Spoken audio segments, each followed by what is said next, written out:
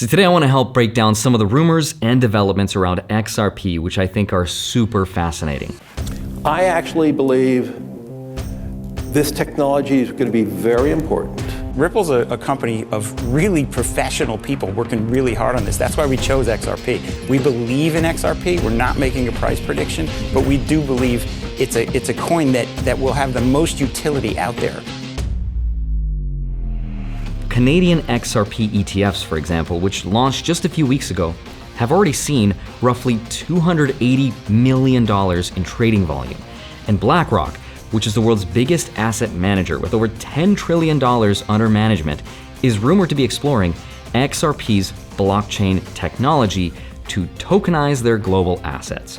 But there's also rumors of Bank of America potentially partnering with Ripple, and there's also breakthroughs like the Genius Act, which are clearing the way for Ripple's stablecoin, RLUSD. Now, before I get into it, I like to start these videos by showing you my portfolio so you can judge for yourself exactly how biased I may or may not be. So, full transparency, XRP represents a very small percentage of my portfolio. It's about 0.1%. So I'm definitely not all in. But my XRP holdings have grown by over 10x from my initial investment, and even if just some of the predictions were to come true from this video, it could represent a much bigger part of my portfolio in the future. Now, this is just a reminder that as you're watching this video, please remember that this will be very speculative, it'll be exciting, and as always, please don't treat this as financial advice because it's not. So let me get into exactly why people are dreaming of these insane price predictions again, and why there might actually be something real behind all the hype. So with that said, let's get into it. Hi, my name is Andrei Jikh. Hope you're doing well. Come for the finance and stay for XRP. Now, in the middle of June this year, Canada became the first major market to greenlight spot XRP ETFs with Purpose Investments, 3iQ, and Evolve. They all launched their funds on the same day. And in just the first week, those three ETFs traded about 280 million Canadian dollars worth of XRP. What's even more interesting, though, is that these ETFs outpaced the initial volumes that were seen in a lot of the early Bitcoin and Ethereum funds in Canada, which means that demand for XRP is really high right now. Now, at the same time, though, here in the US, there were 11 separate filings for spot XRP ETFs.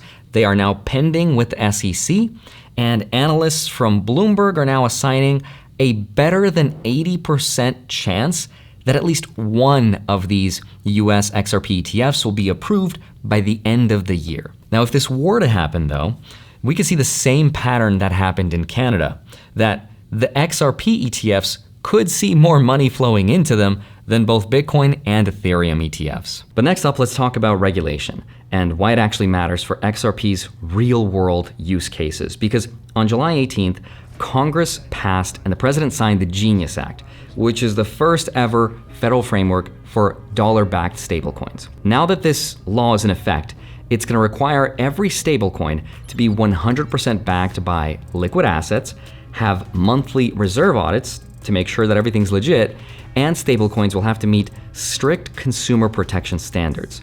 Now, for Ripple's XRP, this is huge because it clears the way for their own stablecoin, RLUSD, to go live on the XRP ledger without constant uncertainty. Now, once RLUSD is in circulation, it can fuel what's called ODL, or the on-demand liquidity, which is Ripple's product that uses XRP as a bridge currency to settle cross-border payments instantly. Now, that's a lot of complicated words, but imagine banks or payment providers on-ramping dollars into RLUSD at one end, moving the value on the ledger in seconds, then off-ramping back to dollars on the other side, all without the delays and fees of traditional banking. And because RLUSD sits on the ISO 222 standard, the XRP ledger has sub 1 second finality, 1,500 transactions per second capacity, and very, very small fees, which means it could process billions and billions in daily volume at a tiny fraction of today's costs. So while these ETFs are making all the headlines, I think the behind the scenes rail upgrades are really what turns speculation into real adoption. But now that the Genius Act has been approved, there's something really interesting that's happening in the banking and credit world. Credit card companies and payment networks will have to start partnering with crypto companies. To put this scale into perspective of just how big that would be, global cross-border payments crossed around $190 trillion in 2023, and there's estimates that it would reach $290 trillion by 2030. Now, stablecoin market caps are also estimated to reach $500 billion to $1 trillion in the next few years. And even capturing just a fraction of that market would represent a huge opportunity. And companies like Visa have already figured this out. They've already announced plans to integrate digital payments on its networks. And there's rumors that Bank of America is exploring a partnership with Ripple to leverage on-demand liquidity and RLUSD. Bank of America CEO Brian Moynihan says the bank would consider a stablecoin if U.S. regulations allow it. Speaking at the Economic Club of Washington, D.C. on Tuesday, Moynihan said it's pretty clear dollar-backed stablecoins will garner mass adoption. He also said that if the Trump administration and lawmakers on Capitol Hill pass stablecoin legislation, Bank of America would go into the business of stablecoins. Now, to be very clear, this is still a rumor, but if it were to happen, that would be huge. Now, at the same time though, Ripple has applied for a U.S. national bank charter with the OCC. They're applying for a bank license. And if it's given, it could settle deposits directly with the Federal Reserve, bypassing traditional banks completely. So when you combine all of this though, a bank license and the potential partnership with other banks, it could really push XRP and its ledger in the center of the US financial plumbing system. And that would dramatically increase the chances that institutions would adopt the ledger for the next part that I want to show you, which is tokenization. Now, tokenization is going to change the world and how we invest. I believe the next generation for markets, the next generation for securities will be tokenization of securities. The tokenization of financial assets could reach multiple trillions by 2030. But here's what it means. Tokenization is the process of taking something of value, like the stock of a company, a piece of real estate, or even a piece of a Pokemon card, and turning it into a digital token on a blockchain. So imagine owning a fraction of a beach house that you think will go up in value. Instead of buying the whole house, which most of us can't afford to do, each token will represent a tiny slice of that underlying asset. And because it lives on the blockchain, these tokens can be traded instantly, anywhere in the world, 24/7, without the usual layers of brokers, custodians, and clearinghouses that slow everything down and add cost to traditional transactions. Now, I can't overestimate just how big this will be in the future. And believe it or not, Robinhood is actually doing this right now. They are tokenizing the US stock market as a way to allow the European markets to buy US stocks. What we announced last Monday in the south of France are several products for the EU stock tokens, which give exposure to public listed equities. We have over 200, and those are available 24/5, finally giving our European customers exposure to US stocks. It's kind of like a backdoor access to US markets without needing regulatory legal approval. Now, the rumor, though, is that BlackRock, which again is the world's biggest asset manager, is quietly looking at blockchain platforms to be their backbone for issuing tokenized versions of not just stocks, but everything from treasuries to ETFs to fractional real estate shares. So if BlackRock or if any other blue chip asset manager were to choose the XRP ledger to create and settle these tokenized assets, it would instantly validate Ripple's technology. Of course, this is still a very big rumor, very speculative, and until we see a joint press release or a regulatory filing, I would classify this in the high risk, high reward category. But that's partially why the price of XRP is going up. Markets are trying to predict the future, and they do that by pricing in at least a part of the what if scenario. But now let's get a little hypothetical and translate what all of this could mean for XRP's price using today's actual numbers. Keep in mind, all of this is going to be super speculative. But first, did you know that you can actually earn XRP without ever buying it? That's what I've been doing with the Bitcoin credit card by Gemini, which is today's sponsor and actually a credit card I've been using for a while now. So all opinions are my own and we're not influenced by Gemini. I use this like any other regular credit card for gas and groceries, and I earn Bitcoin every time I use it. It has no annual fee. You can see the rates and fees in the description down below for more info, but this thing gives you up to 4% back in over 50 cryptocurrencies instantly. You can choose which one you want. Personally, I have it set to Bitcoin, but you can also choose XRP if you like, but that's 4% on gas, transit, and rideshare, 3% on dining, 2% on groceries, and 1% for everything else. It's also a MasterCard World Elite, so I've used it internationally with no issues, and I like knowing that every time I swipe, it adds to my stack, which is something I plan to hold for in the long term. And here's the magic. You're investing as you spend. In fact, according to Gemini, cardholders who earned and held their Bitcoin for 1 year saw an average appreciation of 176%. Those are not your typical credit card points. So if you're interested, click the link in the description or go to gemini.com/Andrei and get $200 in Bitcoin when you spend $3,000 in your first 90 days. Thank you, Gemini, for sponsoring this segment of the video. And now let's get back to it. As of right now, XRP's market cap sits at about $188 billion with roughly 59.2 billion tokens in circulation. Now, in a conservative scenario, let's assume that BlackRock does a test pilot and they tokenize 5% of their AUM or assets under management, which remember, they're managing roughly $11.6 trillion. They won't tokenize all of it at once. That's not realistic, but 5%, that's doable. The question is, what would they back that 5% or $580 billion worth with? It could be US Treasuries, it could be some form of dollars, but it could be a lot of things. But let's imagine BlackRock takes a conservative approach and they take 20% of that 5%, which is $116 billion. So it will need $116 billion worth of XRP on chain, which dividing 116 billion by the 59.2 billion XRP outstanding equals about $1.96 of incremental demand per token. Add that to today's $3.19, and you're looking at roughly $5.15 per XRP. But let's take it a step forward.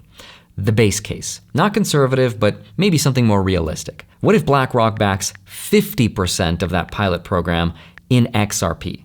That's $290 billion. And the math comes out to about $4.90 extra per coin. Stacking that on top of today's price would put it at roughly $8.09. But now let's imagine a dream case scenario. Let's say the rumors are true and they put 100% of that $580 billion pilot program and they fill it with XRP demand. That would imply an additional $9.80 per token. Layer that on top of today's $3.19 and you land somewhere around $13 per coin. Now keep in mind, this is just institutional tokenization demand, which alone pushes it between $5 to $13. But when you then factor in continued ETF inflows from Canada, the potential approval of US ETFs, growing real USD-powered ODL volume under the Genius Act, and on-chain accumulation by whales and other investors, the potential of other bank partnerships, and even getting their own banking license, and you can see that the path could be much, much higher. But having said all that, this is where I want to balance out the rest of this video's excitement with bringing it back to reality. Because a lot of times in crypto, we're effectively placing a bet that everything from here on out will play out exactly as we hope it will. And in crypto, that rarely ever happens, and there are some risks that you should be aware of. And the first risk is this video and listening to price predictions. I've seen price predictions as high as $2,000 by 2026, which I think is just super unrealistic. That would mean the market cap would exceed $100 trillion, which would make it about as big as the stock market of the entire world. Now, I know that market caps are not as directly applicable to settlement layers and network effects, but there is still some logic there. So please don't listen to price predictions and always consider the risks. Like another major risk, for example, is that the XRP ledger might never become the go-to platform for tokenization on the scale that we'd like it to. Take Robinhood, for example. they are using two blockchains for their tokenized assets, Arbitrum and their own layer 2 blockchain that is based on Ethereum. Now that's Robinhood. They are not crypto experts. It might have even made more sense for them to partner with the real experts, but they still opted to build their own system instead of outsourcing to a third party to trust. Now then ask yourself this question. Why would a giant like BlackRock partner with anyone when it could just spin up its own ledger and keep every layer under its own control? Institutions prefer full ownership of their rails rather than using a third party. So that BlackRock pilot program we talked about could end up on another custom blockchain of their own instead of the XRPL. So yes, all of this is possible, but as of right now, I think it's highly improbable. But here's another major risk to consider. Put yourself in the shoes of a central bank or a country. Let's say you want to move $1 billion of a tokenized commodity to another country, whatever it is, whether it's wheat, oil, or gold, right? Why on earth would you want to use any cryptocurrency of any kind when they swing 10% in a day? If you're sending $1 billion to the United States, they better receive $1 billion and not a penny less. And that's exactly why stablecoins will dominate that space. And Ripple's RLUSD stablecoin or another government-issued one will do those transfers instead of any cryptocurrency. Now, that might still be good for Ripple, the company, but time will tell if it's any good for XRP, the cryptocurrency, and therefore XRP investors. There's a very big difference between the two. And even though there's no denying that Ripple has built a very valuable rail system, how it's going to translate to the cryptocurrency has yet to be proven. So anytime you hear predictions of $100 or $1,000, yes, it's possible. But in order to get there, we need a lot of assumptions to come true. And then on top of those assumptions, we need to layer another 10. In contrast to Bitcoin, for example, now that it's over $100,000, that's only about 8 to 10x away from $1 million, which is still an amazing return. But it's not the same moneymaker back when it was just $1,000. There was a much bigger opportunity back then because there were more assumptions that had not come true just yet. But now that there are less of them on Bitcoin, the reward has been compressed. Don't get me wrong though, even Bitcoin has its mythical narratives about how it's gonna demonetize global assets and eventually become the base reserve currency of the future when AI is gonna take over the world and it'll be 13 million a coin by 2040. Now that's cool if it's gonna happen, but there's a lot more assumptions that need to come true first, which is why it's nowhere near where people think it will be right now. That's why, as much as I believe and invest in this stuff, even Bitcoin for me is no more than 20 to 30% of my net worth. It's something, but it's not everything, because I try not to treat investing like I'm rooting for a sports team. But here's arguably the most important takeaway, and it's a lesson that I learned from making a very big mistake.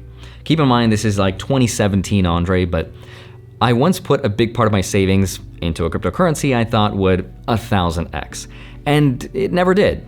Because of course it didn't. So I lost a huge chunk of money chasing that home run.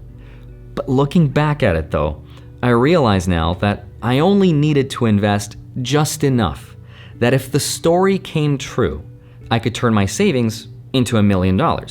Life-changing money, but not life-ruining if it failed.